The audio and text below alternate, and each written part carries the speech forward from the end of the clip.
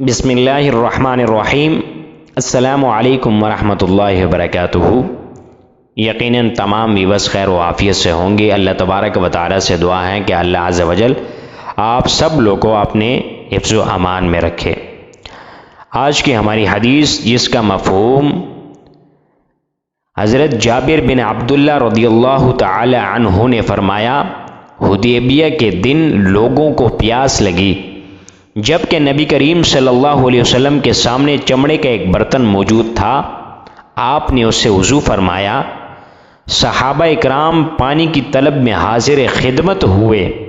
رسول اللہ صلی اللہ علیہ وسلم نے اپنا مبارک ہاتھ برتن میں رکھا۔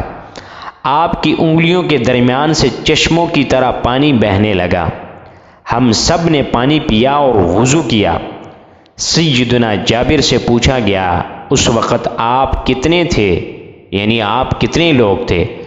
فرمایا، اگر ہم 1,00,000 ہوتے تب بھی وہ پانی ہمیں کافی ہوتا، ویسے ہم 1500 تھے۔ سبحان اللہ۔ یہ تھی حضور علیہ السلام کا معجزہ مبارک، جو کہ اتنے صحابہ اکرام رضوان اللہ تعالی علیہم اجمعین جس سے فیضیاب ہوئے۔ اللہ تبارک و تعالی سے دعا ہے کہ اللہ عز و جل ہمیں حضور علیہ السلام کی سیرت پر عمل کرنے کی توفیق عطا فرمائے۔